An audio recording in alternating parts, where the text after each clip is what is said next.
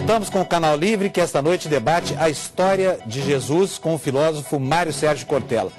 Para Pedro Paulo Funari, que é professor de História e Arqueologia da Unicamp, mais vestígios da vida na Galileia, na época de Jesus, ainda serão descobertos nas próximas décadas. Vamos ver o que ele diz.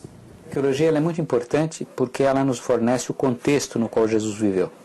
Nós temos muitas informações que provêm de escavações na Terra Santa, na Palestina. Elas se referem tanto às maneiras como as pessoas viviam, as suas casas, como que viviam as autoridades, como vivia o povo comum. Na Palestina, a vida era ao mesmo tempo muito simples, porque a população local dos seguidores de Jesus eram pessoas analfabetas, que viviam no campo, viviam de atividades muito simples como a pescaria, que eram os primeiros seguidores de Jesus, camponeses, mas ao mesmo tempo era uma sociedade muito complexa, porque havia cidades inclusive com uma população estrangeira que falava outra língua, que era o grego. Havia tropas romanas que vinham soldados de pontos muito distantes do império. Portanto, Jesus conviveu, embora os seus seguidores e seu círculo mais íntimo fossem de pessoas muito humildes, ele conviveu com pessoas de diferentes origens étnicas, de uma região muito grande do Mediterrâneo Antigo. Nós descobrimos há um tempo atrás um barco na Palestina que é muito parecido com o que teria sido o barco dos pescadores que seguiam Jesus, como Pedro, e que Jesus mesmo utilizou.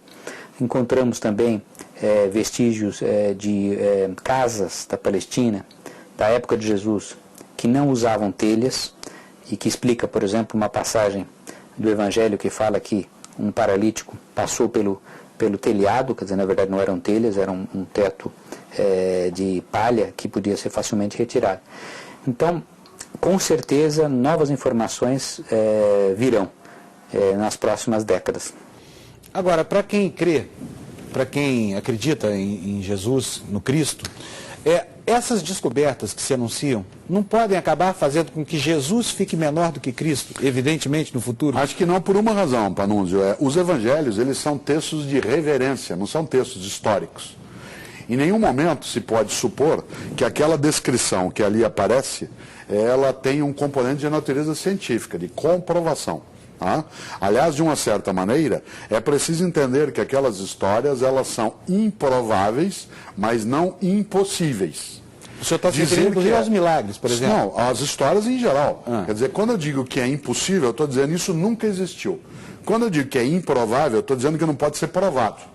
Não pode ser provado desde agora. Pode ser que se encontre em situações, né, dessa natureza. Agora, o que está por trás, que é uma força muito grande, é a força da fé. Volto à ideia. A Bíblia, ela não é uma narrativa, ela tem narrativas. Há coisas na Bíblia que elas coincidem com os tempos, com os modos, com os costumes, e outras que são de natureza eminentemente religiosa, que estão marcadas pela perspectiva exclusiva da fé. Algumas pessoas acreditam que o texto bíblico ele é literal, isto é, ele é mesmo aquilo que aconteceu. Mas isso não é consenso dentro das várias formas de cristianismo, nem hoje, nem na história. Professor, do ponto de vista dos evangelhos, se pegar o primeiro evangelho, que foi aquele escrito mais próximo do evento, quer dizer, Marcos escreveu 40 anos depois, né, mais ou menos ali na época da Revolução, da tentativa de Revolução, que foi em 66, não é? Então, sob aquela influência. Mas ele conviveu com muita gente que viu Jesus, que pode ter testemunhado. É possível, e os outros evangelistas beberam muito na fonte de Marcos, é possível entender o evangelho de Marcos como aquele de maior credibilidade do ponto de vista historiográfico? É provável que ele contenha a influência mais forte, inclusive porque tanto o Evangelho de Lucas quanto o de Mateus, eles têm sim o Evangelho de Marcos como referência. Digamos que fosse a primeira reportagem que recolheu as narrativas da época, isso mesmo, né? E aí ele influencia o que virá na sequência. Aliás, é o texto mais jornalístico. Claro, mais jornalístico, é mais do dia, de jornal mesmo, de dia. Né? E o Evangelho de João, ele já está está mais voltado para o campo místico, naquilo que o Telles antes levantava, em relação a mostrar que Jesus era Cristo e não só a mera trajetória. Tanto que você não tem a história do nascimento de Jesus narrada nos 4 evangelhos. Só 2 deles que falam da história do nascimento que a gente lembrou ontem. Só um deles, que é Mateus, vai falar da visita de magos e assim por diante. O que é certo é que esses evangelhos, eles contam uma história do ponto de vista da fé, que para quem nela cria, era de fato, ainda é, a resposta da realidade. Há, inclusive, uma discussão sobre quem são, de fato, os autores dos evangelhos. Pode ser, inclusive, que, embora seja o Evangelho segundo Marcos, que seja uma homenagem ao apóstolo Marcos e uma comunidade resolveu batizar com esse nome. Há dúvida, né, hoje quase certa, que o João do Evangelho não é o mesmo do Apocalipse e não seria o mesmo discípulo amado. Quer dizer, existe uma série de situações... Ele se auto-intitula discípulo muito amado. Eu sei, mas não se supõe que necessariamente ele seja o mesmo. Podem ser 3 pessoas diversas e, eventualmente, o autor de um evangelho não necessariamente é uma pessoa. Ele pode ser um coletivo, uma comunidade que o faz. Não há essa certeza. Não há documentação que traga isso dizendo, não, este Marcos é o apóstolo Marcos que conviveu com Jesus e escreveu desse modo. A fé de muita gente acredita nisso. Mas se nós olharmos fora do exclusivo campo da fé, não há essa prova. Professor, que importância, na verdade, existe essa busca de detalhes, de fragmentos da vida de Jesus ou dos apóstolos, quando, na realidade, toda a estrutura da religação do homem com Deus está fundada nos ensinamentos morais que o Evangelho trouxe e que pouco importa de que maneira chegaram. Assim como ninguém está discutindo se Sócrates falou de uma maneira ou de outra, se ele se suicidou obrigado ou se ele foi ao suicídio por vontade própria, ou Aristóteles, ou Platão. Você até mencionou uma personagem curiosa que é Sócrates. Então, porque, inclusive, né, durante um tempo se duvidou da existência de Sócrates, tal como se duvidou da existência de Jesus. Alguns imaginavam que Sócrates ele era apenas uma personagem, entre aspas, inventado por Platão. E ele é um conjunto de regras morais. Alguns, inclusive, aproximam ideias morais de Sócrates de ideias de Jesus de Nazaré. Mais tarde você tem essa junção. Agora, tem uma coisa que você levantou, Telles, que é muito importante nisso. Você falou, o que interessa a quem crê, tanto faz.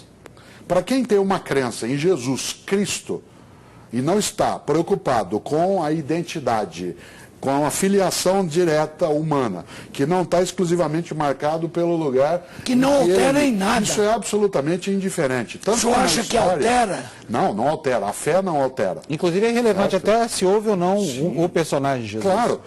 Esta ideia de que Jesus ela existiu, né, como pessoa, que Jesus existiu como pessoa, ela sempre incomodou mais os não cristãos do que, de fato, os cristãos. Aos cristãos, por estar apoiado na fé, isso era uma questão de menos importância. Agora, nos últimos 200 anos, em função, como eu dizia antes, do avanço da arqueologia, das ferramentas de comparação de texto, do crescimento da linguística, do domínio, inclusive do aramaico, que era o idioma falado na Palestina e que não é falado por mais ninguém. Então você precisava de outro tipo de método para se aproximar. Também a teologia cristã se debruçou sobre isso, não para dizer assim, não, Jesus está aqui, ele existiu mesmo, mas as teologias cristãs para evidenciar que há uma conexão entre o Jesus, pessoa, e o Jesus Cristo, para ressaltar a importância da fé. Mas a preocupação entre cristãos ela não Mas se é claro, dará professor, é durante claro a que a historiografia vai continuar essa busca de Jesus histórico, essa é a vocação dela, é a razão de ser dela. Mas ainda do ponto de vista jornalístico, eu diria assim, no Evangelho de Marcos, tem lá uma previsão inteiramente errada, ou eu que estou lendo de maneira objetiva demais, que é o fim do mundo chegando. Ali dá a impressão, eu vou dizer Marcos, porque está na boca de Jesus, que não vai demorar muito. Ele chega a dizer, os nossos contemporâneos vão testemunhar essa passagem. Ali é um erro de previsão brutal. Você tem no século I, que é quando Jesus vive, existem vários apocalípticos. Isso. Isto é, vários tem profetas... um pequeno apocalipse em Marcos. Claro, no próprio texto. É. Há vários profetas do fim dos tempos. Isso. Alguns, inclusive, apoiam que João Batista caminhava nessa direção. E se a gente olha a pregação de João Batista, narrada também em alguns textos, ele dirá em relação ao fim próximo. Jesus tem, no registro de Marcos, algumas falas dessa natureza. É preciso, nesta hora, olhar aquele tempo para ver que uma parcela daquela sociedade judaica imaginava que o fim estava próximo, que o Messias viria, ia ser um Messias que ia fazer com que os romanos desaparecessem, ia levar a glória que Davi, né, e Salomão era a perspectiva da volta do rei Davi, que é a perspectiva dos judeus. Que era a volta do Messias, nesse sentido trabalhado. Nesta hora, a figura de Jesus, ela vai tomar um veio que um grupo entenderá, de um lado, como sendo aquele que trará a vitória na batalha final, e outros não. Dentro do cristianismo que nasce, haverá essa dissensão. Haverá, por exemplo, no primeiro século, alguns que acham que Jesus era aquele que faria isso e o fim chegaria logo, e outros que achavam que a mensagem de Jesus é outra. É quando se dirá, e você vai ver isso em outros evangelhos, meu reino não é desse mundo. Quando essa expressão, do ponto de vista teológico, vai ser trabalhada, se está dizendo que a vitória não é na terra. Que então, se não chegou o tempo, é porque não era esse o tempo. Antes ele já havia dito, dai a César o que é de César e a Deus o que é de Deus, já separando as coisas. Alguns acreditam que ele disse isso, outros acreditam que disseram que ele disse isso. É claro, Agora, sempre assim. Professor, há um ponto fundamental que é o dogma da Trindade. Sim. Então, ao Pai, o Filho e o Espírito Santo. E o Espírito Santo tem uma presença como portador de dons que ele distribui aos seres humanos, sem que, entretanto, ele tenha a importância do Filho como Cristo. Por que isso? No século IV apareceu uma discussão séria em relação à temática da Trindade.